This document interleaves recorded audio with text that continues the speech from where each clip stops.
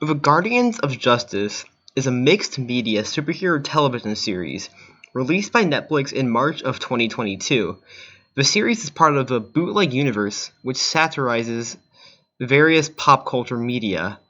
The general plot of the show follows the events after the death of a Superman-like character. To start with the aspects of the show I do enjoy, the humor in the show is top tier. While most comedy nowadays is just excessive swearing and sex jokes, the comedy is well thought out. Additionally, the comedy isn't afraid to be offensive, and we get to see a style of humor that hasn't often been seen since the late 90s and early 2000s. The soundtrack is also very nostalgic of the 80s and features a lot of synthwave and synth pop, which isn't seen very often in modern television series or movies. In terms of CGI and special effects, they are actually pretty good. While they aren't really realistic, that was never the actual point of the show. The show has a specific style which is executed very well. Additionally, the animated parts of the show are very well done.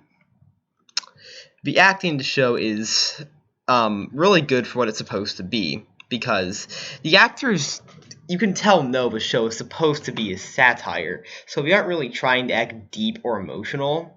So what you get is an intentional campy style of acting, which I just think really adds to the style of the show. Another part of the show I really want to compliment are the action sequences. The fight choreography is really fun and is edited in a kind of a unique video game style, which was very fun to watch. Now, for the negative, and this is a big one.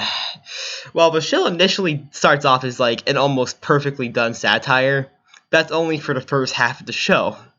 After that, the show really shifts gears in a bad way, in the sense that it just gets rid of humor. It just gives up trying to be funny and almost tries to be like a deep show, which unfortunately all the positive aspects I've been complimenting about the first half of the show don't work in a serious type of plot. So that means that the show's plot then becomes just convoluted, messy, and just stops making sense, which makes the second half of the series almost kind of a chore to watch. So, overall, I'd give the show a solid 65. I think the show had some really amazing positive aspects, but the second half of the show just kind of, I won't say ruined it for me, but definitely detracted from the overall enjoyment of the show.